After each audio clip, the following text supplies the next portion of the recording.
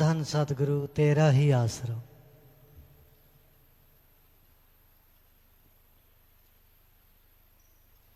ईश्वर का नाम, अल्लाह वाहिगुरु गॉड खुदा रब का नाम जब इंसान पुकारता है तो उस तक लाजमी पहुंचता है। आपका अगर कोई नाम ले, आप अगर बहरे नहीं तो आपको सुनेगा और आप बात करेंगे। भगवान तक भी जब कोई उसका नाम लेके उसे बुलाता है तो उसकी आवाज पहुंचती है, लेकिन उसकी आवाज आप तक नहीं पहुंचती क्योंकि काम वासना, क्रोध, लोभ, मोह, अहंकार, मन, माया के पर्दे लगे हुए हैं आपके कानों में, आंखों में, दिलो दिमाग में। आपकी आवाज पहुंचती है और उसकी आवाज वापस में आती है। तो इन पर्दों को हटाना जरूरी है।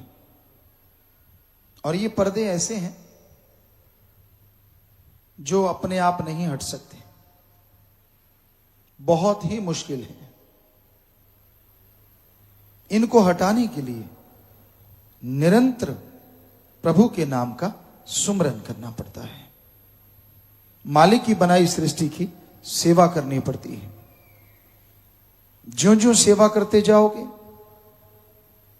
ईश्वर के नाम का जाप करते जाओगे, ये पर्दे फटने शुरू हो जाएंगे।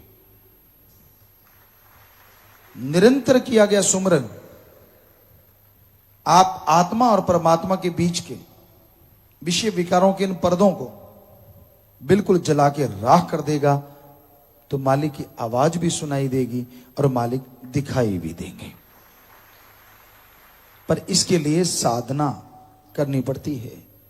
अपने शरीर को साधना है, अपने विचारों को साधना है, दिलो दिमाग को साधना है, अपने कर्मों को साधना है। और साधने के लिए आत्मबल चाहिए। और बात वहीं घूम के आती है। आत्मबल प्रभु के नाम से मिलता है। किसी डॉक्टर के पास ऐसा टॉनिक नहीं है जो आत्मबल दिला दे। आत्मबल, विल पावर सबके अंदर मौजूद है। जैसे पृथ्वी में, धरती में पानी है, फूलों में खुशबू है, दूध में घी है, उसी तरह सबके अंदर है आत्मबल। पर दूध में से घी निकालते हैं, शाम को खट्टा जाग लगा देते हैं, सुबह बिलोते हैं, मक्खन आता है, गर्म करते हैं, छाछ अलग और घी अलग हो जाता है।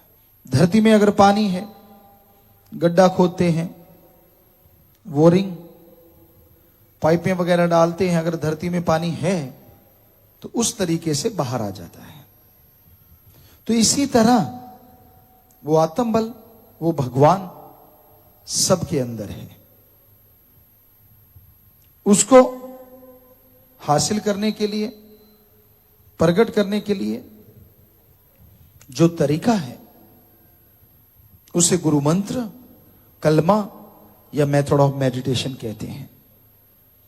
उसका निरंतर अभ्यास, निरंतर भक्ति मालिक से मिला देती है।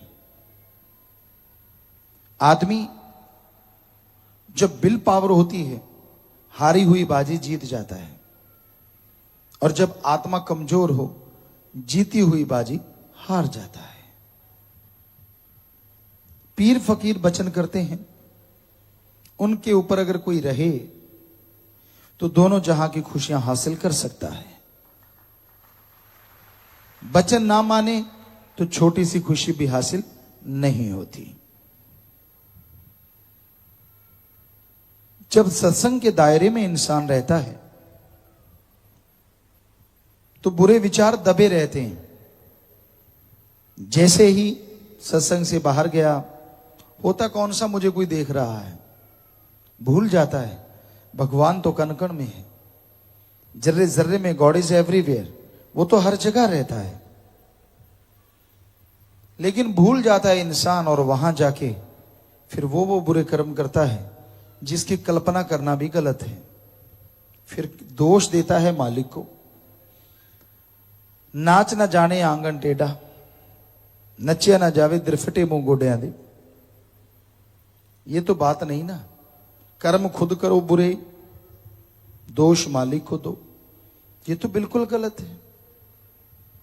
तो अपने कर्मों को वश में करने के लिए भी एकमात्र उपाय है ईश्वर का नाम।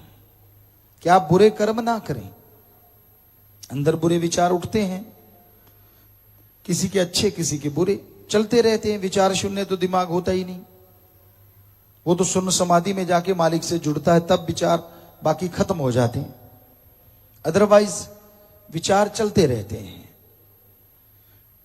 तो बुरे विचार आ गए, थोड़ा सुमन कर लो, पाप खत्म, बुरे विचारों का फल खत्म।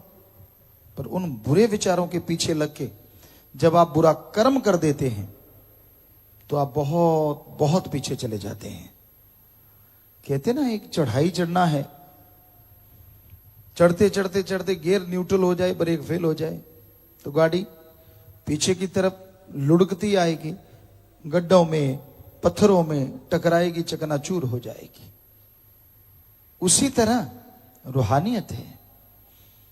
यहां आप चढ़ते हैं, स्पीड पकड़ते हैं, अचानक वचनों में या बुरे कर्मों में लिप्त हो जाते हैं, वचनों में काट कर देते हैं, तो वहां से गियर न्यूट्रल होता है और गाड़ी फिर पत्थरों में, गड्ढों में। यानी वो जो खुशियां रूहानियत की या जो वचन की तेरा ये मिले तुझे, वो उनसे आदमी खाली रह जाता है। तो संतों का काम जीव को समझाना होता है। पर वचन उतनी देर ही मानता है जब तक उस दायरे में रहता है। जैसे आदमी दायरे से बाहर हो, आप रूप रंग देखो उसका, चाल ढाल, नाजो नखरे सब चेंज हो जाते हैं। एक कहावत है, ऐसी हो नहीं रह गई जी कुछ होर बन गई। उसको लगता है कि यार जिंदगी तो अभी मैंने देखी है, मैं तो ऐसे घुटन में रहा, कौन सा राम नाम, कैसी भक्ति, कैसी इबादत। मन उस समय सब कुछ भुला देता है। तो ये बुरे विचारों पे काबू पाना हो, इन बुरे विचारों को कंट्रोल करना हो, एकमात्र उपाय है सुमरन। सुमरन करते रहो, भक्ति करते रहो, तो बुरे विचार हावी नहीं होंगे। अगर बुरे विचार चले भी दिमाग में, उनका फल खत्म होगा और मालिक की कृपा दृष्टि के काबिल आप बनते चले जाएंगे। ज्यों ज्यों सुमरन में मन ठहरेगा, त्यों त्यों दिलो दिमाग की मैल उतरती जाएगी। और जैसे ही दिलो दिमाग पाक पवित्र होंगे, मालिक के नूरी स्वरूप के दर्शन होने शुरू हो जाएंगे। तो इसलिए भाई वचनों को मानो, वचनों पे चलो, ताकि तमाम खुशियां मिलें, आपके गम दुख दर्द चिंताएं मिट जाएं और मालिक के कृपा पात्र आप बन सकें। धन सतगुरु तेरा ही आशा सभी साथ संगत जी से निवेदन है कि मेरा चैनल जरूर सब्सक्राइब करें जी। धन धन सतगुरु तेरा ही आसरा।